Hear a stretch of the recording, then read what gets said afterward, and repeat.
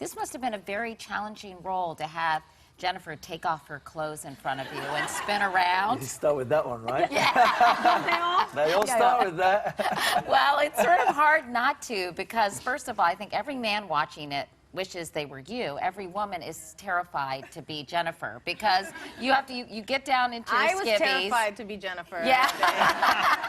Was that, I would rather have each fingernail pulled out one by one than to have to do that in real life, much less in a movie. Yeah, it's nerve-wracking. You know it's coming, it's nerve-wracking, you just like, oh, you just have to suck it up. Yeah. I heard you starved yourself for a few days and had McDonald's waiting for you after the scene. Absolutely. You did? That's right. So tell me. So you're running down the stairs with a bag.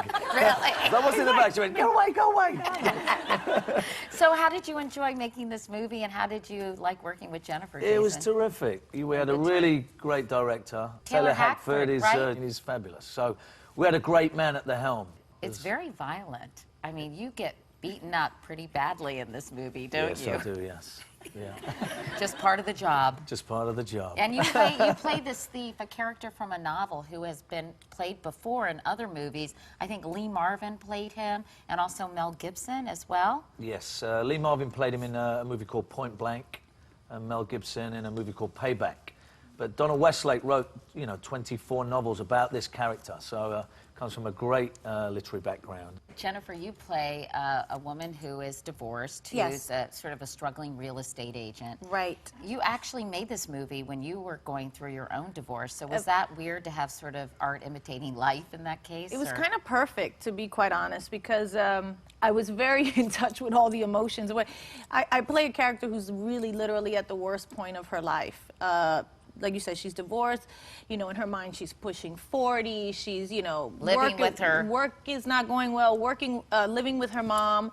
And Patti LuPone, who's so annoying because she's supposed to be. Yeah, but she's amazing, and so she's at like the worst point in her life. And at that moment when I was doing the movie, I felt the same way. It was the worst time of my life, going through the divorce with the kids and the whole thing. And so it actually was kind of a blessing in disguise, as these things can be sometimes, to be able to use all those emotions and all those feelings and put them somewhere, because when you have kids and you have to get up every day, and it's so hard to get up when you're feeling that sad.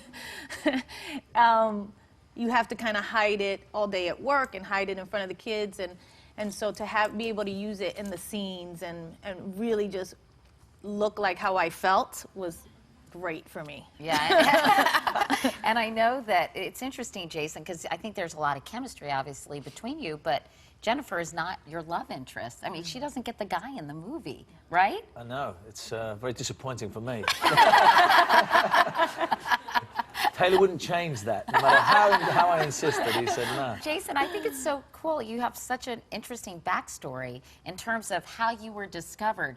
You were selling fake jewelry on the street with your dad. You don't know this story? On the streets of London. Is that true? All the time.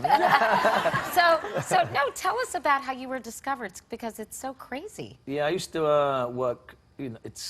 There's a big store called Harrods in London. I'm familiar with it. Me too. I used to work outside Harrods with 4 or 5 stooges, sitting on a milk crate with a briefcase selling fake jewelry. And that's how I earned a living ever since I left school. So I did that right up until the point where I met a guy called Guy Ritchie, who was making a movie. Was married to Madonna, director, right? Yes. Yeah. He was making a movie about sort of street hustlers and criminals and crooks, and I kind of fit straight into the shoes of one of the characters. And that's crazy. Yeah. And Isn't that crazy? So I did an audition, and then that got me the part. And that was a dozen years ago. Isn't that weird how you could Some be things hustling, are meant to be. fake jewelry in front of Harrods, and suddenly, boom, you meet one person and your life changes forever? Yeah. I'm in acting class. I'm taking dance classes. I'm going to 55,000 auditions. And he's sitting there selling jewelry, and this guy's like, hey, you want to star in my movie? Yeah. Weren't you on the British diving team? I was on the British team for almost 10 years. It was a silly thing. I got into it really late. To be, efficient in any kind of international sport, you have to start when you're like 4 or 5 years old. You're looking pretty efficient there. Can I just say? That was way back in the day. Yeah. Ouch! That one hurt, the one on the end. Yeah.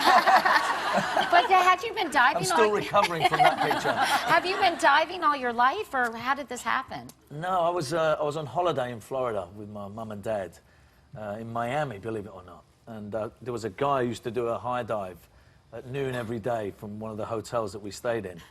And I went, you know what, when we get home, I'm going to do that. And literally, I joined the club. I was like, 11, 12.